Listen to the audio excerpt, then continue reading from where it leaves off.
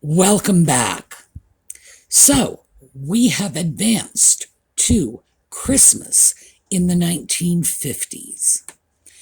Now, in the 1950s, Christmas became totally commercialized. And that's one of the things we're going to see. This is the decade of stuff, and more stuff.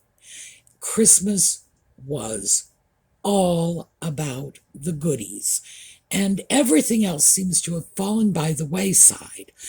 And by that, I don't just mean the religious elements. I mean any part of the winter celebration just sort of disappeared. It just became one giant shopping extravaganza. And we're going to take a look at that when we come back.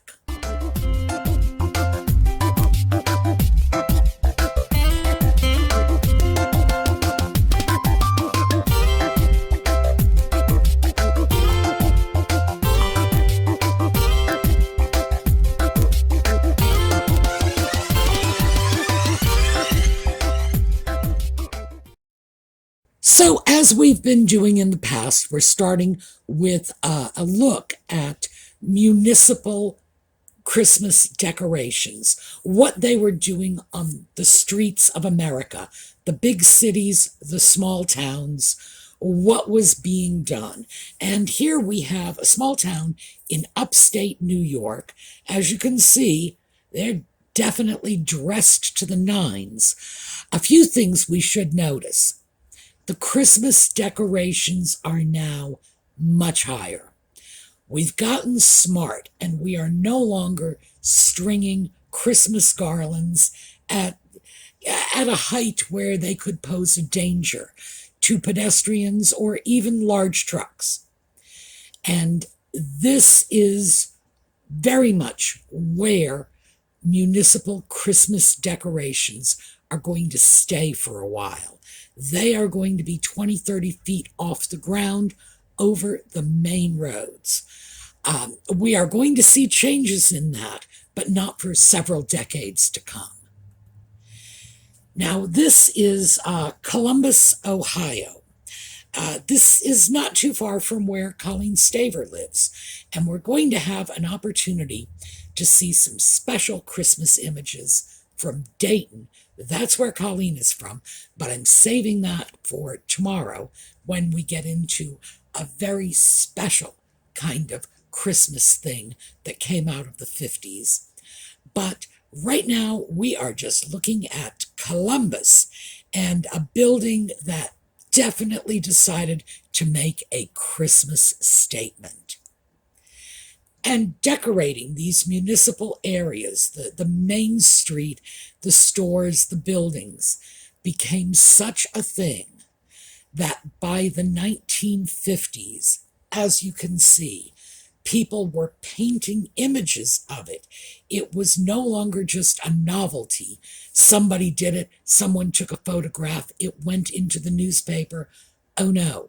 No, this was actually being memorialized in art. Now, I don't want to go so far as to say fine art, although I think this is a perfectly lovely picture. Still, what we have is a small town Christmas scene through the eyes of an artist. And that is something new. But that also tells us how entrenched this idea has become in the public consciousness. So, here we go. 1950s Christmas. Now, you had to know this was coming, because this is the decade of that wonderful silver tinsel tree. And as I said to begin with, stuff. There is just stuff everywhere. There's stuff all under the tree. There is so much more stuff than we have seen in any of our previous decades, even in the Christmas photos from the wealthiest homes. They just didn't have that much stuff. Now, back to our tree. I realize this tree probably looks rather dull. It's a silver tree with red balls on it. However, this tree and all of its little friends had a special surprise. And that's this. This little color wheel. Now, this is a disc with some translucent panes in different colors and a light behind it. You turn that on, the disc spins. It spins slowly, and the light shines through these colored panes, casting a red, blue, green, yellow glow on the tree, and it's constantly changing. Notice they have a mirror behind this little rotating light wheel in order to further enhance this color going up on the tree. Frankly, it really did look very impressive. I remember these from my childhood. What can I say? This was state-of-the-art 1950s Christmas. Now, here we have, this is the first of a pair of pictures. It's brother and sister, and you can tell because the background is identical, even though I sourced these pictures from different locations. And here we are with our Christmas goodies. Now, I actually enlarged this picture quite a lot because I wanted to see what dolls she had. And she's got a little Miss Revlon, and she's got a Betsy McCall. She has another generic bride doll. Those were very popular. They were strung dolls. I hope she saved them. They're worth money. But one of the things I really wanted to take a look at was the set of Christmas candles. You can see it, it's sort of in the center right section on the lower level of this table. We've got all our wonderful little Christmas candles there. And the reason I wanted to take a special look at them is because I remember those from my childhood. Every now and then I will see them, originals, and they have faded and yellowed and whatever. But I'm always tempted to grab them when I see them at antique stores, simply because I remember them from my childhood. They were sold for literally 5 cents a piece. You would buy them at the 5 and dime. You could get a whole set. You could make yourself a little angelic choir. You could give a half a dozen of them to each of your kids. Now keep in mind, they were candles. They had wicks. They were designed to be set on fire. People would still give them to the little ones. What were we thinking? So let's take a look at what brother got for Christmas. And once again, we're seeing all of the standard stuff. Whereas sister got dolls, he got this massive model ship, and he's going to be putting that together with airplane glue. I know. It's just between the candles and the airplane glue. You got to wonder how these kids survived. Never mind, survived with all their brain cells intact. Yes, it was insane what we were doing with kids in those days. But we're going to walk away from that for a moment. I've got even better ones for you. This is typical of what a 1950s Christmas haul looked like for a kid. Just toys, toys, and more toys. It was like Christmas. This is a great picture because this is, again, a very typical Christmas haul. There's stuff all over the place. There are a few things, of course, that we should take a look at. That cardboard brick fireplace. Do you remember those? I do.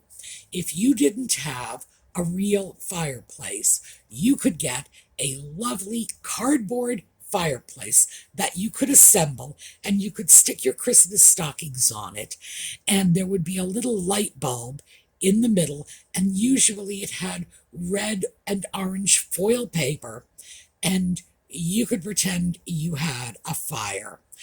Just amazing. Yeah, because, real fire wasn't bad enough. Let's encourage kids to have fake fires. This is such a clear display of a couple of things. One of them being the wealth of the post-war generation. We had incredible amounts of disposable income after the war. The economics were just in full swing. Goods like toys were available very inexpensively. And this was normal. This was just an average Christmas, especially if you had 3 or 4 kids, and many families did. This is what Christmas morning looked like. Now, this is a kid. When I first looked at this kid, I thought, this kid is not happy. This is a kid on Christmas morning who is miserable. And then I realized what's going on here is he is staring lovingly at that brand new bicycle, and nothing is diverting him from that bike. And I don't blame him. That's a beautiful bike. Now, if we take a look at this, notice how this family has really gone out for the Christmas decorations. They have Christmas curtains on the windows. They have a printed shade that is showing Santa Claus peering in. That was a thing. You could get that. You could just replace your window, and window shades are super easy to replace. People today don't realize that because nobody has roller shades anymore. But you can change a roller shade as easily as you can change a roll of toilet paper. The mechanics are identical. So people would get these special purpose roller shades. They would get Christmas curtains. Sometimes the curtains weren't even made of cloth. They would be made of plastic, because remember, this is the 50s. And you could have all this Christmas stuff very inexpensively. The painting on the wall is lit up from behind. It gets plugged in, some sort of winter scene. And we've got Santa Clauses everywhere here. And I counted 5 or 6 Santa Clauses just cluttered around this little room, and we're only seeing a corner of the room. But once again, it is stuff central. Now, this is not an actual photograph from some private home. This is an ad, and I believe it was an ad for Mattel toys. I'm not sure, because it wasn't listed. You just get to guess whose toys they were advertising. But some of these do look to be Mattel, and I think that's what was going on here. But we have an advertisement with this child holding up the toy, because everything was geared toward the buying and selling of Christmas toys, Christmas items. It would start, now I know we find this very restrained today, but it would start on Thanksgiving and run through to Christmas, which was usually a full month. And now, Christmas, well, we are in early November, and I am doing Christmas stuff. So, yes, it seems very restrained that they only did it for a month. However, at the time when a holiday would be something you might plan for a week in advance, but that was only if you were doing something special. And then when it was over, it was over. This was a big thing. We had a whole Christmas season, which was something very new for us. This is not an ad, even though it definitely looks like an ad. This is actually a picture from Better Homes and Gardens. So you can see, by the way, it's late in the 50s. You can tell from the dolls, or if you can't tell from the dolls, I'm going to tell you. Late in the 50s, we're looking at around 1958, give or take, based on the dolls. And remember, if it was 1959, there would be a Barbie in there. And now we are back to another just random picture from somebody's personal Christmas. And our little boy is all dressed up as a cowboy. The kid is so cute. And notice, Dad is in the background in a Santa Claus suit. This is the period when Dad would get dressed up and pretend to be Santa Claus, or you would get Grandpa or a chubby neighbor, depended on how lucky you were. If you had a skinny dad, you'd probably farm the job out to a chubbier uncle or, like I say, a chubby neighbor, but people were going all out. They were putting on a Christmas show as well as all this stuff. Oh, and notice the tree, too. This is another thing, and I probably should have mentioned this earlier when we were looking at trees. Notice how elaborately decorated they are now. When we were looking at Christmas trees in the 1920s and 1930s, they were sparsely decorated by comparison. By the 1950s, boy, it just looks like an ornament shop fell on our Christmas tree. Now, this is one of my favorites. Yes, we have our delightful little foil Christmas tree. And notice, on the left-hand side of the tree, you can see that color wheel. But what I love about this is here is our young lady, and we have the careers game to prepare her in case she wants a career. Doesn't matter. It's the 1950s. She can't have one. That's like fantasy. She might as well be playing Candyland because it is that unrealistic. What is realistic is she's got a mixer, and notice in the background she's got an iron and an ironing board. That is the reality of this poor child's life. So, I don't know. I mean, I wonder, I think that career game is just dangling a carrot in front of her face that she is never going to get. I love this because this was so 50s. Yes, give your teenage daughter a mixer for Christmas. And here we have Madam Christmas herself, Donna Reed. And you will remember Donna Reed from our previous decade, It's a Wonderful Life. But then in the 1950s, of course, we have Donna Reed on television.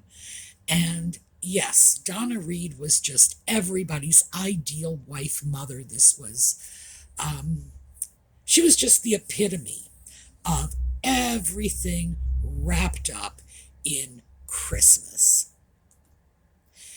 And now we are moving on to the idealized Christmas. These are images from magazines. Some are photographs, some are illustrations, some are ads, but this is what people wanted you to aspire to when you're dealing with Christmas. And here we have comic books. That's the interesting thing I find about this. We are giving that poor little kid comic books. Also, we're giving him Tales from the Crypt, which is kind of creepy when you think about it. Not very Christmassy. Now, this is another one. Again, idealized Christmas. Notice everybody is dressed to the nines. The gentlemen are all in suits. The ladies are all in party dresses. I'm not sure what happened to that tree. Boy, its stuff sort of fell all over it. But here we are in our party clothes decorating our Christmas tree. And here we have another image of Christmas. And these are our gentlemen doing up something or other for Christmas. This is an ad. I have a feeling this is a liquor ad, but I really can't be sure. There is liquor in the picture. Nobody is finding this incongruous, by the way, that this is Christmas and we've got open bottles here. And as I say, I think this is a liquor ad, although I couldn't find any credit on this ad. But yeah, we didn't seem to be at all troubled by the fact that this so-called family holiday was involving massive amounts of booze. And here we go with Mom and the kids, and geez, look how dolled up these kids are. I wonder how long they stayed that way. Again, Christmas as an idealized holiday. The kids are all squeaky clean. Mom's in a pretty dress.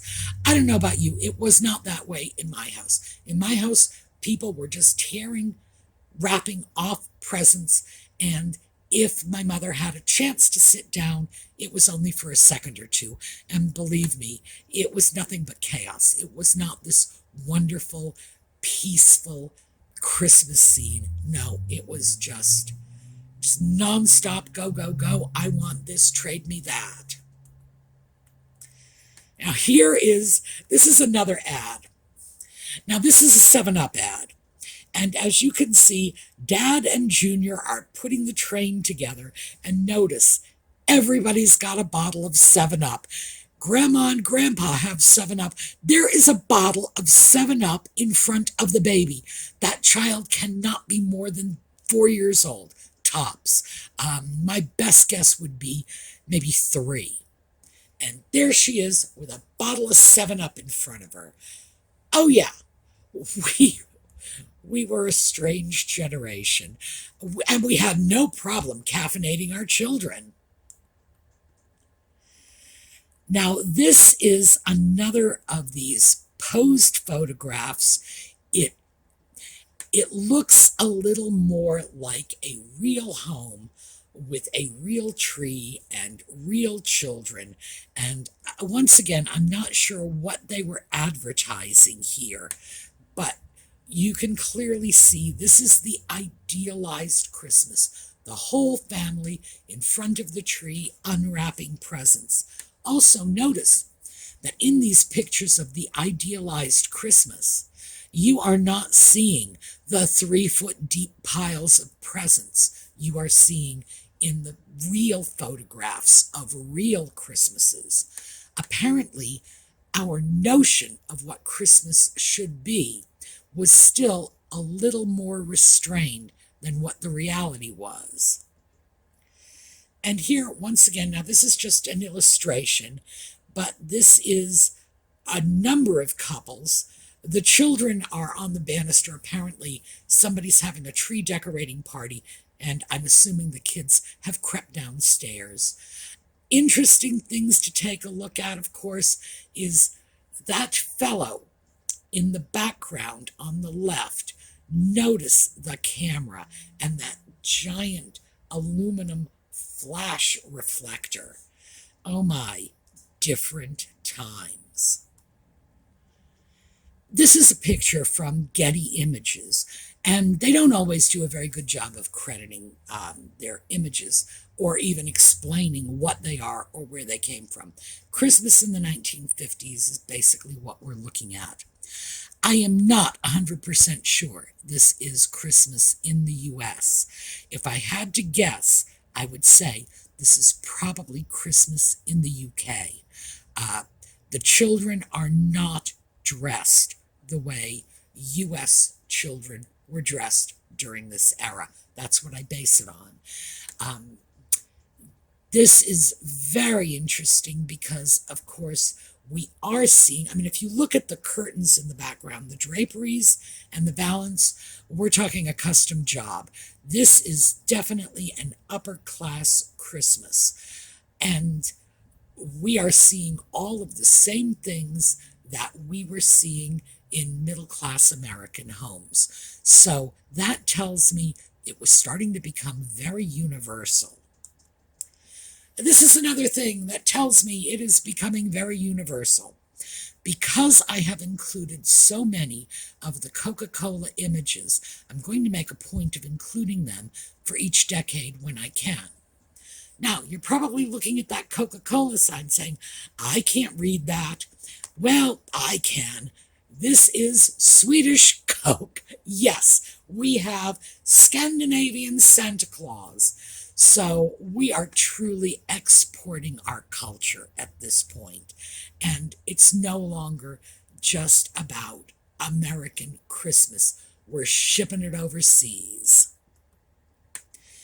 This one is another interesting image because I wanted to include this to show that it wasn't just about kids getting Christmas presents. Merchandising and the ads were being targeted just as much for adults as they were for children. So you might see a whole bunch of commercials on television, ads in magazines. You might be listening to them on the radio for toys for the kids, but you are also hearing jewelry store ads, car ads, all kinds of things that were geared much more to a strictly adult market. And now we're going to take a look at a few Christmas card images because they have changed a bit. This one is just a cute little reindeer. I just threw it in because I like it. This one is a little more mid-century, rather classic, mid-century modern. This card, by the way, is a reproduction from earlier cards, and what they've done is they've jazzed it up by making the images a little more three-dimensional, but it's still from an original card. This, well, yep, here we go. We are square dancing our way through Christmas. Very mid-century, very down-homey. This one is priceless. This is Christmas in the Soviet Union. And even in the Soviet Union, which, keep in mind, was officially atheist, you could not have Jesus as part of your Christmas celebration. I don't even know how they got Christmas over there. What you have is little Russian kids celebrating Christmas, which began as a Christian holiday, and it's illegal to celebrate a religious holiday in the Soviet Union in this period, and they've got their stuff. So, yeah, talk about exporting our values throughout the world. Yes, little Russian children becoming good little capitalists. By the way, that's how we won the Cold War. And here we go with Christmas cards, shopping, because at this point, this is what it's all about. It's all about the stuff. We've got another, little more comical. Again, shopping, because this is what Christmas is for us at this point. If you want to throw Christmas in, here's a lovely manger set. And you can put in Mary and Joseph and the baby Jesus, because we'll sell you the Christmas manger set that you can stick under your pagan Christmas tree. We have completely bled all the religious significance out of Christmas. And when we do throw it back in, it's essentially another merchandising tactic. Now, I wanted you to see this in particular because we talked about Christmas lights before. One bulb goes and the entire string is dead. Well, during the 1950s, we came up with new technology and we could get Christmas lights where each bulb was independently wired, so that if one bulb went out, it wasn't a question of the whole string died, because the problem with that was you would have to sit there, and if you had a string of 30 bulbs, you would need to replace every single bulb until you got to the burnt one. There was no other way to deal with it. All right, so this is what we have, 1950s Christmas. We are going to take a look at another very special side of 1950s Christmas tomorrow.